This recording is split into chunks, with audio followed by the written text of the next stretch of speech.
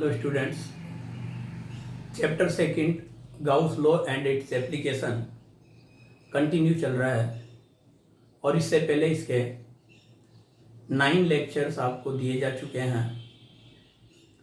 अब इसमें जो आज 10th लेक्चर है उसकी हम डिस्कस करते हैं। उससे पहले 9th लेक्चर में हमने electric field intensity due to a uniformly charge non conducting sheet के लिए कैलकुलेशन की थी और ये आपके पास आया था E equal to sigma upon 2 epsilon not.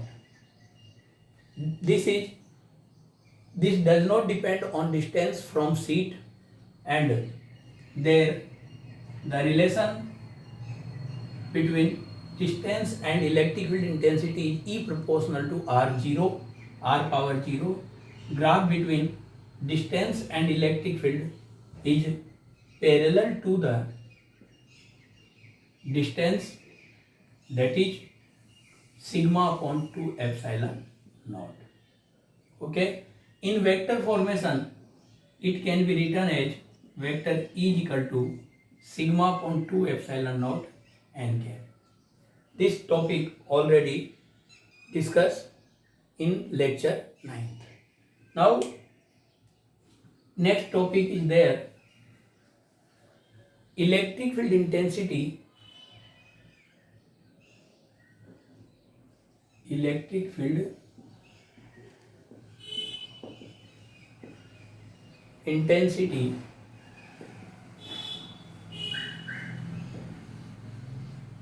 due to uniformly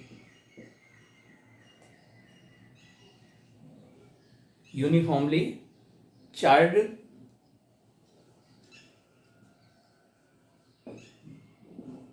conducting plate.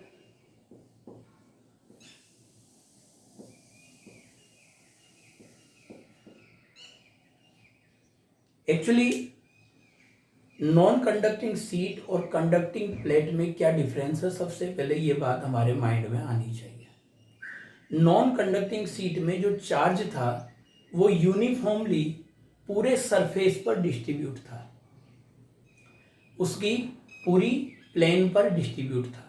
लेकिन ये जो कंडक्टिंग प्लेट है इसमें चार्ज ओनली उसकी आउटर सरफेस पर प्रेजेंट होगा। कंडक्टिंग प्लेट में और नॉन कंडक्टिंग सीट में यही मेन डिफरेंस है।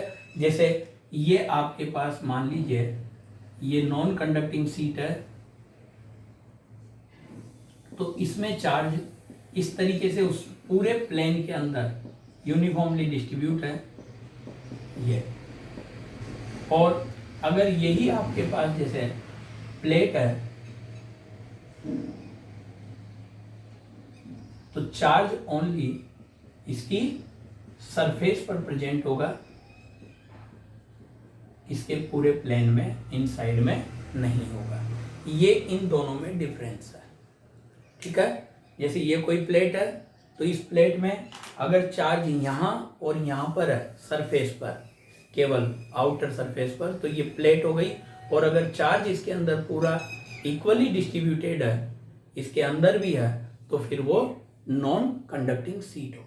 तो यहाँ पर हम डायरेक्शन की अगर बात करें तो जो डायरेक्शन हमने ऑलरेडी उसके लिए कैलकुलेट की थी नॉन कंडक्टिंग सीट के लिए, जैसा कि आपको मालूम है ऑलरेडी हम इसको कैलकुलेट कर चुके हैं। The direction of electric field due to a non conducting uniformly charge sheet is always perpendicular to the sheet, और we can say the direction of electric field is always normal to the sheet. Okay, तो वही बात यहाँ पर लेकर चल रहे हैं। तो यहाँ हम डायरेक्शन की बात तो उसी से ले रहे हैं कि डायरेक्शन जो आएगी इलेक्ट्रिक फील्ड की वो परपेंडिकुलर टू द प्लेट आएगी। Okay, there will be direction of electric field due to uniformly charge plate will be perpendicular to the surface of the plate. तो कैलकुलेशन के लिए यहाँ पर एक ये हमने एक plate infinitely charge plate consider की ये इनफाइनेटली चार्ज प्लेट है, कोई सी भी। Charge density on its surface is sigma and charge is uniformly distribute on the surface of it. The charge density on this plate is sigma. There is a point where we want to calculate electric field intensity in perpendicular direction. For calculation of electric field intensity find करने के लिए हमने एक यहाँ पर we draw a Gaussian cylindrical surface, that is Gaussian cylindrical surface of cross section area A. We consider there is A is cross section area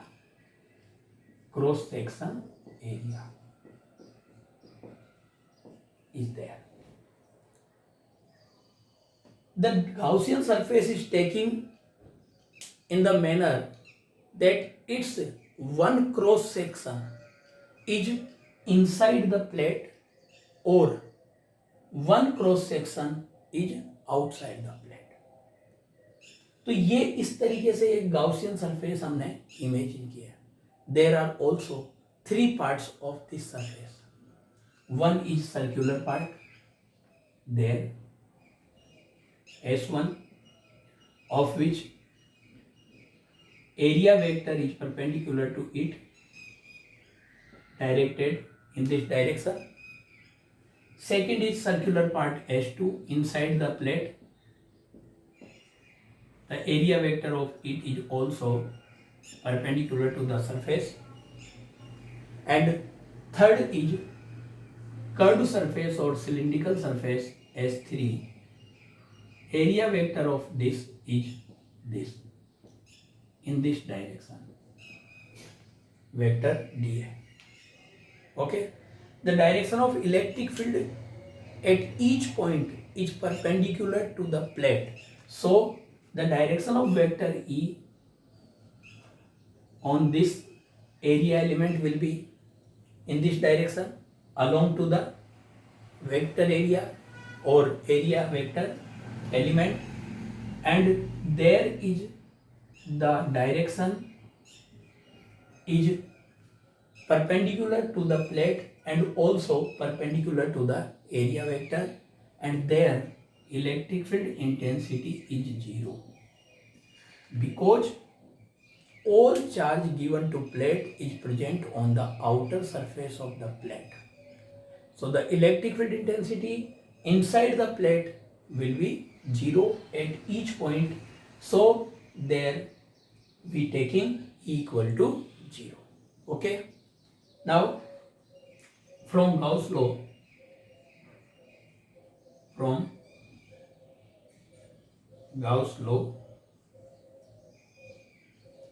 you know, closed integration of vector E dot vector dA और ds कुछ भी लिख सकते हैं is equal to summation q upon epsilon naught. Now there are 3 parts of it. S1 vector E dot vector dA plus S2 vector E dot vector dA plus S3 vector E dot vector dA equal to summation q upon epsilon naught. Already in diagram we have discussed that is S1 circular part where E and dA are in same direction, that is circular part S2 where E is 0 but dA even, and S3 curved part or cylindrical part where E and dA are perpendicular to each other. So there S1 EDA cos 0 degree plus there E equal to 0, so total flux passing through it S2 will be 0 and there S3 EDA cos 90 degree equal to summation Q upon epsilon naught. Cos 0 equal to 1, so there will be S1 EDA plus that is 0 plus that is also 0 because cos 90 is equal to 0 and there summation Q upon epsilon naught. Okay, E is constant at each point of this. यहाँ पर इस area element पर या इस circular part के each area element पर E की value क्या रहेगी, कांस्टेंट रहेगी. तो आप यहाँ पर इसको ले सकते हैं, implies that E close integration S1 dA equal to summation Q upon epsilon naught. ये जो सारे एरिया एलिमेंट्स होंगे इन सब का अगर हम सम करेंगे, एडिशन करेंगे तो पूरा इसका क्रॉस सेक्शन एरिया ए आ जाएगा. तो ये यहाँ पर आपके पास होगा E A equal to summation q. Already इस पर सरफेस चार्ज डेंसिटी हमने सिग्मा ली थी. Sigma is equal to already you know charge upon area, charge upon area. So charge is equal to sigma into area. There charge is equal to sigma into area. यहाँ पर जो area हमारे पास use हो रहा है ये cross section A, यही use हो रहा है. ये cross section area A use हो रहा है. तो ये आपके पास sigma A upon epsilon not.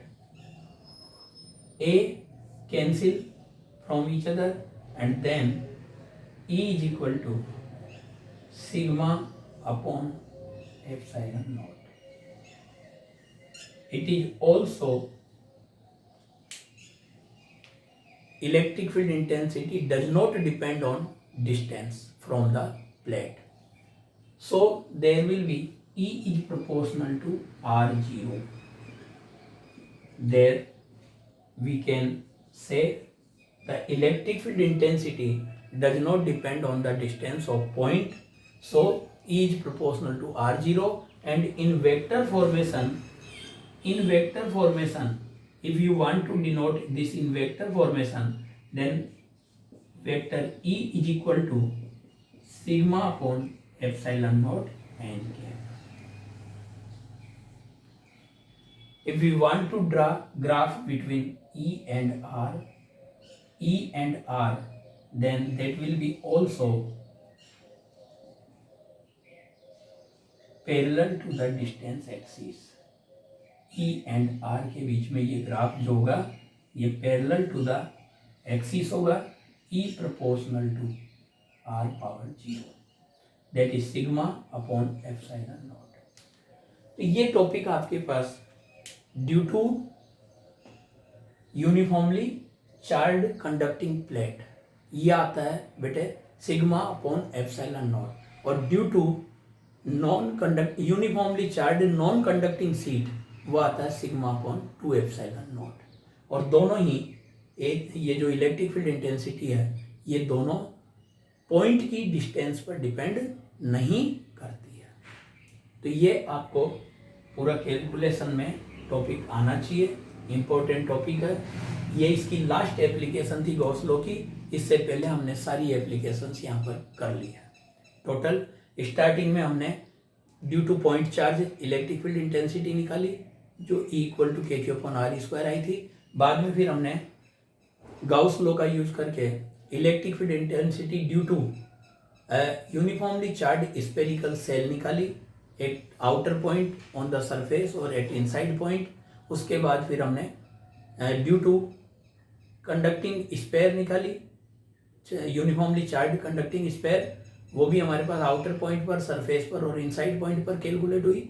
उसके बाद में फिर हमने due to uniformly charge non conducting sphere निकाली और आउटर पॉइंट, सरफेस और इनर पॉइंट। उसके बाद हमने ड्यू टू लाइन चार्ज निकाली यूनिफॉर्मली इनफाइनिट लॉन्ग वायर के लिए। उसके बाद जो कल हमने इससे पहले के टॉपिक में लिया था वो हमने नॉन कंडक्टिंग यूनिफॉर्मली सीट के लिए निकाली, और आज ये लास्ट टॉपिक इसका यूनिफॉर्मली चार्ज कंडक्टिंग प्लेट के लिए निकाली। तो ये टोटल आपके पास गाउस लॉ की एप्लीकेशंस कंप्लीट हो गई है। इसके बाद अब आपके पास जैसे यहाँ पर एक क्वेश्चन हमारे पास आता है, एक न्यूमेरिकल प्रॉब्लम हम करते हैं इसी से रिलेटेड। क्वेश्चन है बेटा कि side of a thin metallic square, side of a thin metallic square is 10 centimetre. Metallic square की जो साइड है वो 10 सेंटीमीटर है। चार्ज ऑन दिस प्लेट या this square, charge 10 microcoulomb is uniformly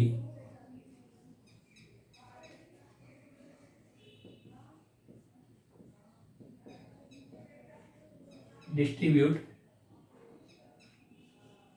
on the plate. What is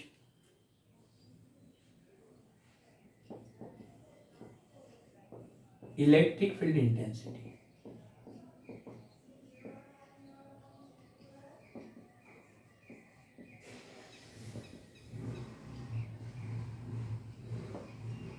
Due to this,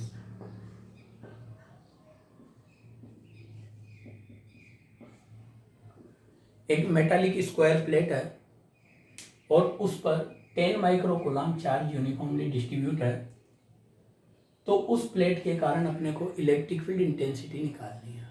तो first of all हम यहाँ sigma calculate करेंगे। Sigma is equal to Q upon A divide by 2, क्योंकि plate पर दोनों तरफ charge distribute होगा, तो यहाँ पर हम पहले Q अपॉन A सिग्मा, और चार्ज हमारे पास 2 पार्ट्स में डिवाइड है तो डिवाइड बाई 2, जिसको आप ये भी लिख सकते हो, और Q by 2 upon A, so that is Q upon 2A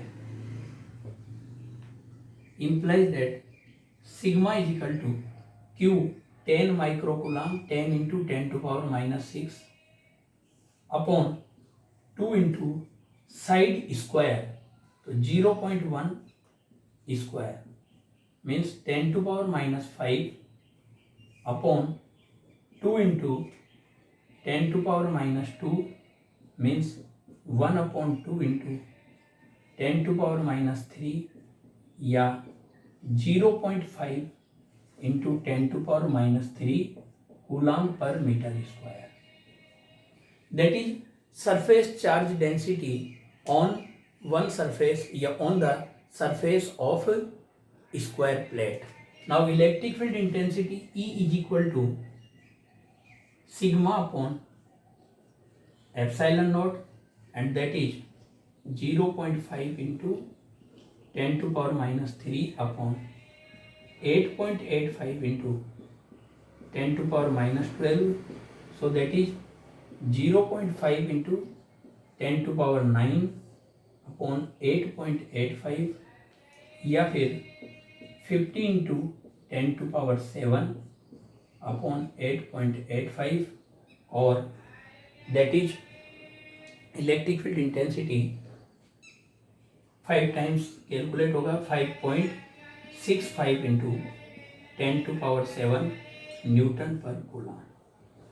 तो ऐसे एक मेटालिक स्क्वायर प्लेट के लिए अगर आपके पास क्वेश्चन आता है तो पहले आपको वहाँ पर सिग्मा फाइंड आउट करने के लिए Q अपॉन 2 अपॉन ए, क्योंकि चार्ज दोनों प्लेट पर, जैसे ये मेटालिक सरफेस है तो यहाँ पर भी है और यहाँ पर भी है, तो इसका जो सरफेस चार्ज डेंसिटी निकलेगा वो Q अपॉन 2 अपॉन ए कैलकुलेट होगा। नेक्स्ट ऐसे ही एक क्वेश्चन है आपके पास, सपोज करो 2 सीट्स दे रखी है, ये 2 सीट्स है,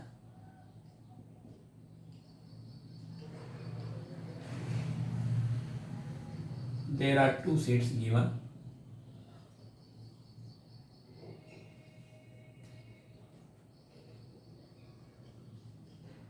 these are uniformly charged.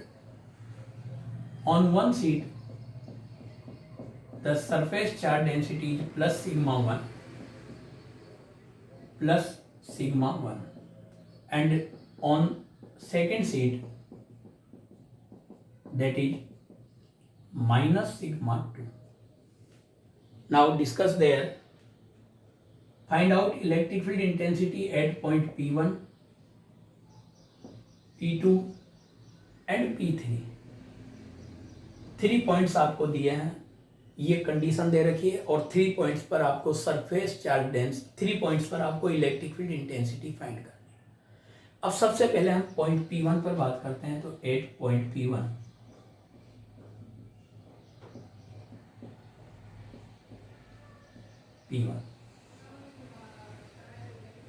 due to plus plate that will be in this direction, and due to minus plate that will be in this direction, because you know electric field intensity or electric field lines outgoing from positive charge and electric field lines incoming at negative charge. So at this point the electric field intensity due to P1 will be in this direction and due to P2 will be in this direction. So E will be E equal to sigma 1 upon 2 epsilon naught minus sigma 2 upon 2 epsilon naught if sigma 1 greater than sigma 2, and also E will be sigma 2 upon 2 epsilon naught minus sigma 1 upon 2 epsilon naught if sigma 2 is greater than sigma 1. Okay, दोनों का difference होगा, but इस बात पर dependency आएगी कि sigma 2 की value मोर है या सिग्मा 1 की वैल्यू मोर है, तो उस कंडीशन में 2 आंसर हो जाएंगे। 8 point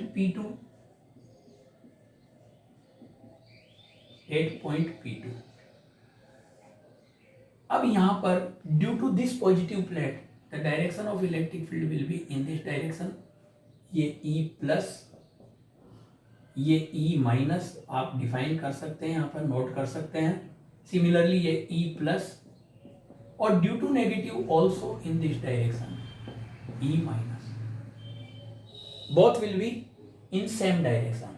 so there E equal to sigma 1 upon 2 epsilon naught plus sigma 2 upon 2 epsilon naught, that is positive to negative directed. Okay, 8 point P3 पर 8 point P3 due to positive it will be in this direction, and due to negative it will be in this direction. Both are opposite there also. So E equal to sigma 1 upon 2 epsilon naught minus sigma 2 upon 2 epsilon naught if sigma 1 is greater than sigma 2, or E equal to sigma 1 upon 2 epsilon naught, sigma 2 upon 2 epsilon naught minus sigma 1 upon 2 epsilon naught if sigma 2 is greater than sigma 1. So these are electric field intensity at point P1, P2 and P3. Direction इसी के according हो जाएगी। और ये यहाँ पर अगर मान लीजिए दोनों पर सरफेस चार्ज डेंसिटी इक्वल दे रखी है, सिग्मा मैग्नीट्यूड उनका सेम दे रखा है, तो इक्वल मैग्नीट्यूड की कंडीशन में यहाँ पॉइंट P1 पर 0, पॉइंट P3 पर भी 0, बट पॉइंट P2 पर ये दोनों ऐड हो जाएगी, तो sigma upon 2 epsilon not plus sigma upon 2 epsilon not. अगर ये दोनों सेम चार्ज की होती, पॉजिटिव पॉजिटिव होती, ये भी पॉजिटिव होती, तो आउटर पॉइंट पर इस P1 पॉइंट पर दोनों एक डायरेक्शन में होती, P3 पॉइंट पर भी दोनों सेम डायरेक्शन में होती, बट P2 पॉइंट पर दोनों अपोजिट डायरेक्शन में होती। तो ये सारे आंसर जो P1 और P2 P3 में आए हैं वो तो आ जाएंगे P2 पर, और जो P2 पर आंसर हमारे पास आया है वो आ जाएगा P1 और P3 पर। इन विच कंडीशन, जिसमें ये पॉजिटिव हो ये भी पॉजिटिव हो, और डायरेक्शन हमेशा आपको पॉजिटिव से नेगेटिव की तरफ बतानी है। तो ये आपके पास टोटल इस न्यूमेरिकल प्रॉब्लम को सोल्व कर सकते हो। दोनों पर वापस मैंने बता दिया, दोनों पर अगर सिग्मा दे रहा है चार्ज डेंसिटी, तो यहाँ सिग्मा 1 की जगह भी सिग्मा, सिग्मा 2 की जगह भी सिग्मा, तो फिर यहाँ 0 आ जाएगा। यहाँ पर दोनों ऐड होकर सिग्मा अपॉन एप्सिलॉन नॉट आ जाएगा, यहाँ भी 0 आ जाएगा। और जब दोनों सेम चार्ज की होगी, ये भी पॉजिटिव ये भी पॉजिटिव, तो उस कंडीशन में यहाँ और यहाँ तो आएगी सिग्मा अपॉन एप्सिलॉन नॉट, और यहाँ आएगा 0, दोनों अगर सेम चार्ज, क्योंकि डिस्टेंस पर ये डिपेंडेंसी नहीं है। That's all for today, thanks.